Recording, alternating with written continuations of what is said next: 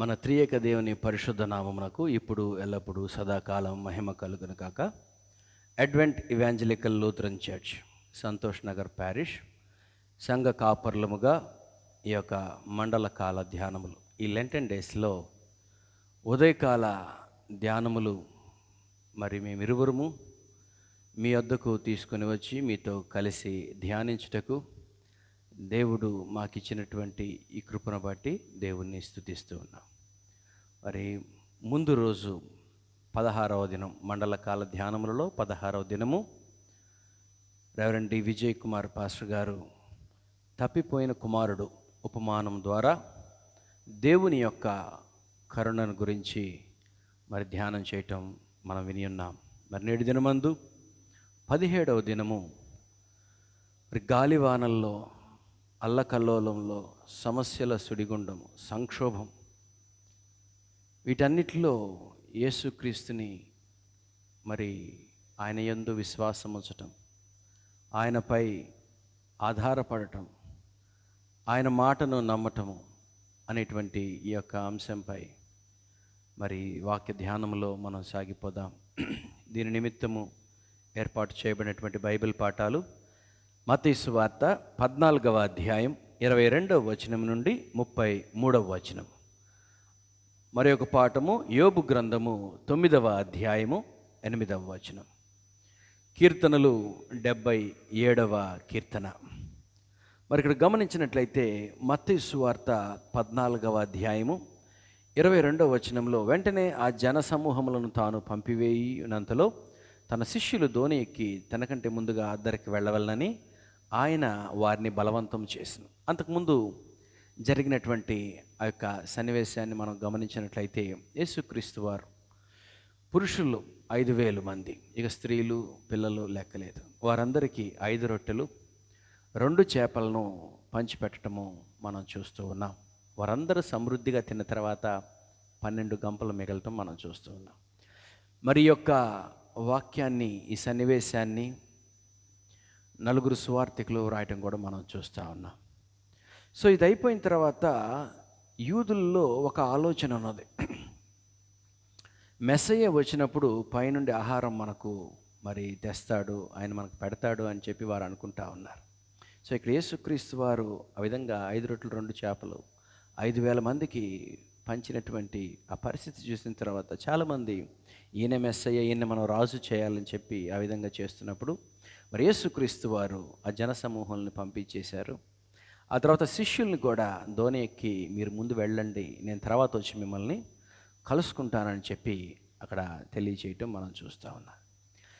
ఈ విధంగా మరి వాళ్ళు దోణి ఎక్కి అద్దరికి వెళ్తున్నప్పుడు మరి అక్కడ ఒక రాత్రి 4వ జాము అంటున్నారు. మత్తయి సువార్త 14:25లో రాత్రి 4వ జామున ఆయన సముద్రం మీద నడుచుచు వారి యొద్దకు మరి వచ్చెను. ఆ దోణి దూరముగా ఉండగా గాలి ఎదురైనందున అలల వలన ఆ దోణి కొట్టుకొనబడుతుంది. 4వ జామున యేసుక్రీస్తు వారు సముద్రం మీద నడుచుకుంటూ వారి యొద్దకు రావటం మనం చూస్తూ ఉన్నాం. మరి అంతకుముందు కూడా మత్తయి సువార్త 8వ అధ్యాయము శిష్యులతో మరి యేసుక్రీస్తు వారు దోణిలో ఉండటం, అప్పుడు గాలివాన రావటము, అది మరి పగల జరిగినటువంటిది, ఇది రాత్రి వేళల్లో జరిగినటువంటిది. 4వ జాము అంటే మరి ఆల్మోస్ట్ తెల్లవారుజాము 3 గంటల నుండి 6 గంటల మధ్య 4వ జాము. ఆ సమయంలో మరి అలలతో దోణి కొట్టుకుంటూ ఉన్నది. ఈలోపు యేసుక్రీస్తు వారు నీటి మీద నడుచుకుంటూ వారి యొద్దకు వచ్చినప్పుడు వారు మరి చూసి, పేతురు అంటున్నాడు, యేసు అంటున్నాడు, వారు అంటున్నారు భూతం అని చెప్పుకుంటా ఉన్నారు. యేసయ్యను చూసి భూతం అని చెప్పుకుంటున్నప్పుడు యేసుక్రీస్తు వారు అంటున్నాడు, ధైర్యం తెచ్చుకోండి, నేనే, భయపడొద్దు అని చెప్పి వారితో చెప్పగా, అప్పుడు వెంటనే పేతురు, మనం అనుకుంటూ ఉంటాం పేతురు అన్నప్పుడు పేతురుకు ఒక ముందు ఒక టైటిల్ వాడుతూ ఉంటాం, దుడుకు పేతురు, ప్రతిదానికి తొందరపడతా ఉంటాడు, వయసులో కూడా అక్కడున్న వారందరికంటే పెద్దవాడు. సో వెంటనే పేతురు అంటున్నాడు, నీవే అయితే నీళ్ల మీద నడిచి నీ వద్దకు వచ్చుటకు నాకు సెలవు ఇమ్మని చెప్పి పేతురుతో అంటాడు. అప్పుడు పేతురు నీ యేసుక్రీస్తు వారు రమ్మనగానే పేతురు మరి దోణి దిగి యేసు యొద్దకు వెళ్ళటం చూస్తూ ఉన్నాం. సో గాలిని చూచి పేతురు మునిగిపోవటం ప్రారంభించాడు. యేసుని చూసి నడిచినంతసేపు ఆయన మంచిగా నీళ్ళ మీద నడుస్తూనే ఉన్నాడు. ఎప్పుడైతే చుట్టుపక్కల పరిస్థితులను చూస్తున్నాడో, గాలిని చూస్తున్నాడో, తను తాను చూసుకుంటూ ఉన్నాడో, నీళ్ళల్లో మునిగిపోవటము మరి మనము చూస్తూ ఉన్నాం. మన యొక్క పరిస్థితుల్లో కూడా మరి మనము గమనించినట్లయితే మన యొక్క విశ్వాస స్థితి,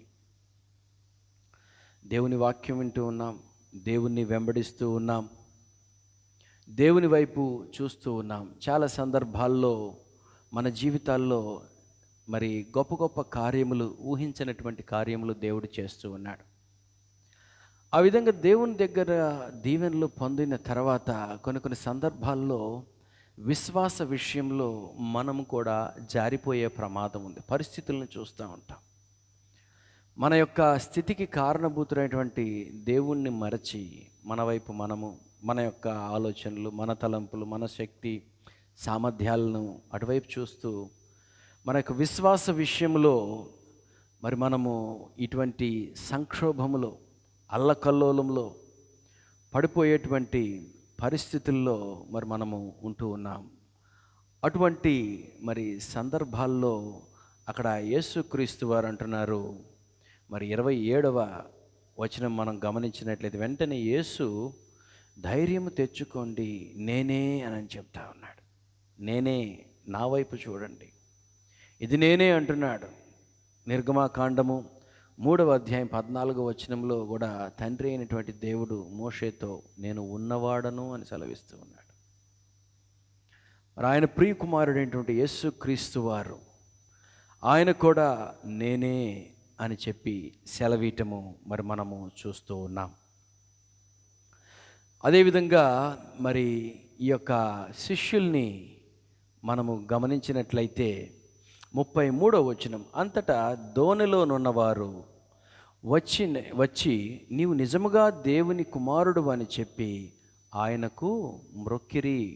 ఎందుకంటే మరి వీరికి ఆ యొక్క వాక్యము, యోబు గ్రంథము 9వ అధ్యాయము 8వ వచనములో మరి సెలవిచ్చినటువంటి మాట వీరు గుర్తు చేసుకొని యేసుక్రీస్తు వారిని మ్రొక్కడం చూస్తున్నాం. యోబు గ్రంథము 9వ అధ్యాయము 8వ వచనంలో మనం గమనించినట్లయితే, ఆయన ఒక్కడే ఆకాశ మండలములను విశాలపరచువాడు, సముద్ర తరంగముల మీద ఆయన నడుచుచున్నాడు. సో యేసుక్రీస్తు వారు ఎప్పుడైతే నీటి మీద నడుచుకుంటూ వస్తున్నాడో వారు ఆయనను చూసి గ్రహించి అర్థం చేసుకొని ఆయనను స్తుతిస్తూ ఆయనను మ్రొక్కటము మరి మనం చూస్తూ ఉన్నాం. అదేవిధంగా క్రైస్తవులముగా మనము కూడా ఈ చుట్టుపక్కలటువంటి పరిస్థితులు లేదా మరి చుట్టుపక్కల ఉన్నటువంటి మన యొక్క శక్తి సామర్థ్యాలని కీర్తనలు 75వ కీర్తనలో చదువుతాం. తూర్పు నుండి అయినను పడమటి నుండి అయినను మన జీవితంలో హెచ్చు కలగదు. మనల్ని ఒకరిని హెచ్చించువాడు, ఒకరిని తగ్గించువాడు ఆ దేవుడే. అదేవిధంగా కొందరు రథములను బట్టి కొందరు గుర్రములను బట్టి అతిశయిస్తారు.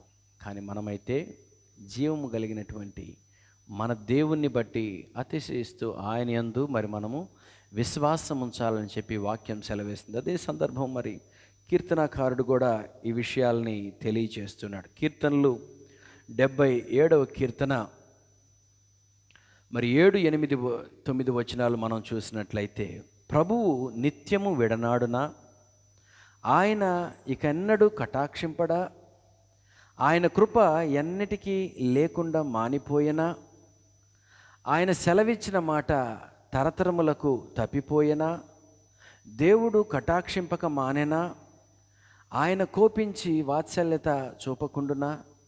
ఈ వాక్యాలు ఇవన్నీ చదువుతూ ఉంటే కీర్తనాకారుని జీవితంలో మరి ఆయన మరి దేవుని యందు విశ్వాసము ఉంచి దేవునికి ప్రార్థిస్తున్నటువంటి సమయంలో దేవుడు మౌనంగా ఉన్నటువంటి కొన్ని సందర్భాల్లో ఈ విధంగా దేవుడు ఆయన చెప్పిన వాగ్దానాలు ఆయన మర్చిపోయాడా, ఆయనకి మనలను కటాక్షింపడా, ఇక మన వైపు తిరగడా. సో ఇటువంటి అగాధము అల్లుకల్లోటువంటి పరిస్థితుల్లో ఉన్నటువంటి సందర్భాన్ని మనం చూస్తున్నాం. ఈ వాక్యం చదువుతూ ఉంటే బాప్తిస్మం ఇచ్చి యోహాను కూడా యేసుక్రీస్తు వారిని గురించి గొప్ప సాక్ష్యము ఇవ్వటం మనం చూస్తూ ఉన్నాం.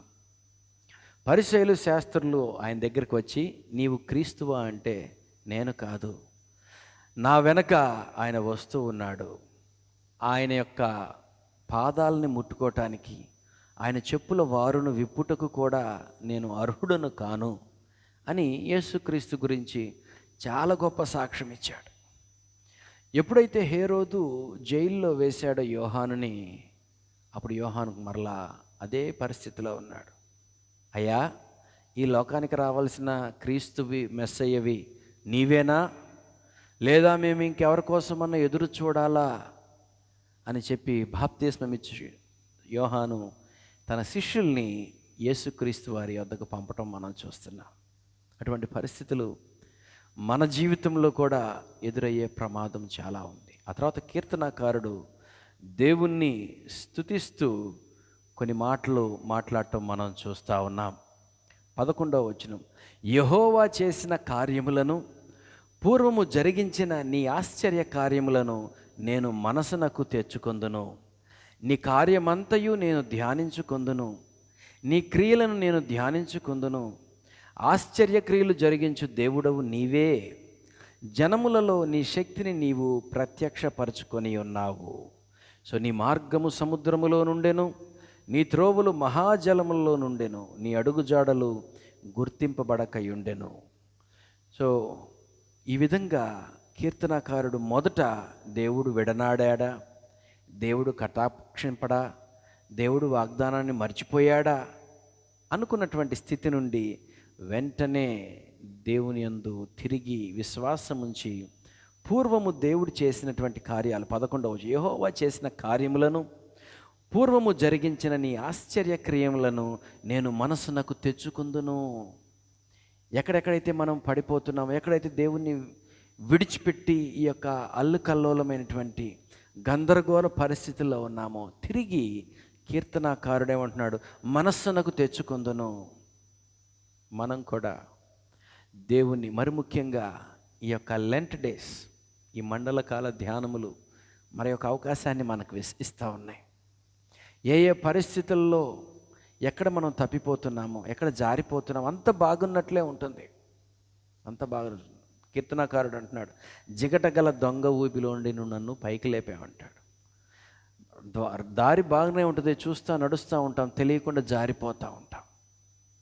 జీవితంలో ఖయోస్, కన్ఫ్యూజన్ ఇవన్నీ వస్తూ ఉంటాయి. అటువంటి సందర్భంలో మరి ముఖ్యంగా దేవుడు ఇస్తున్నటువంటి అవకాశం ఈ లెంట్ దినాలను మాత్రమే కాదు, జీవితంలో ఎప్పుడు కూడా పడిపోకుండా దేవుని మీద ఆనుకొని ఆధారపడి మనం జీవించినట్లయితే, ఆయన నమ్మినట్లయితే, ఆయన యొద్దకు వచ్చినట్లయితే, ఆయన ఆశ్రయించినట్లయితే తప్పనిసరిగా దేవుడు మరి మనలను ఆ యొక్క పేతురు మునిగిపోయేటువంటి స్థితిలో నుండి ఏ విధంగా పైకి లేపాడో మనల్ని కూడా లేపి, మరి బండ మీద, క్రీస్తే ఆ బండ అయినటువంటి క్రీస్తు మీద మనలను, ఆయన మాట మీద మనలను నిలవబెట్టి మరి మనల్ని చక్కగా ఆయన యొక్క మార్గంలో నడిపిస్తాడు. కనుక ఈ యొక్క ధ్యానంలో పాల్గొన్నటువంటి మనం అందరం కూడా ఏ స్థితిలో పడిపోతున్నామో, ఎక్కడ మన జీవితంలో మరి కన్ఫ్యూజన్ ఉందో ఒక్కసారి జ్ఞాపకం చేసుకుందాం. దాన్ని మనం గ్రహించి మరి దేవుని యందు విశ్వాసం ఉంచి దేవునితో మరి ప్రార్థనలో గడిపి ఈ ప్రతి పరిస్థితిలో నుండి మనం గట్టెక్కి ఆయన బిడ్డలుగా, శిష్యులుగా, సాక్షులుగా జీవిద్దాం. ఆ విధంగా జీవించినట్లు దేవుని ఆత్మ మనకు సహాయం చేయనుగా. చిన్న ప్రార్థన చేసుకుందాం. మహోన్నతమైన మా ప్రియ పరలోకపు తండ్రి, మహామహిమల రాజా, ఈ యొక్క మండల కాల ధ్యానములలో మీరు మాకు అనుగ్రహించిన ఈ యొక్క గొప్ప తరుణమును బట్టి మిమ్మల్ని స్తుతిస్తూ ఉన్నాం. నాయన, పరిస్థితులన్నీ బాగానే ఉన్నాయి అనుకుంటూ ఉన్నాము, కానీ మా తండ్రి కొన్ని విషయాల్లో ఎక్కడ మేము తప్పిపోయామో గ్రహించక ఈ యొక్క కన్ఫ్యూజన్లో ఉంటూ ఉన్నాం. మా గొప్ప తండ్రి నాయన, తిరిగి మీ వద్దకు వచ్చి మిమ్మల్ని ఆశ్రయించడం ద్వారా మా జీవితంలో మరి అనుభవిస్తున్నటువంటి ఈ యొక్క భయంకరమైనటువంటి పరిస్థితుల నుండి, అల్లకల్లో నుండి, సంక్షోభం నుండి నాయన మేము గట్టెక్కి మీతో కలిసి జీవించు భాగ్యమును మా అందరికి అనుగ్రహించమని రక్షకుడు మా ప్రభు యేసుక్రీస్తు వారి పరిశుద్ధ నామమున మిక్కిలి వినయముగా ప్రార్థించి వేడుకొనుచున్నాం తండ్రి. తండ్రి, కుమార, పరిశుద్ధాత్మ త్రియేక దేవుని దివ్య సన్నిధి మీకు తోడయ్యుండి ప్రతి సంక్షోభం నుండి విడిపించి ఆయన రాజ్యంలో వర్ధిల్లినట్లు మీ కృప చూపి వర్ధిల్ల చేయను కాక. ఆమేన్. Praise the lord.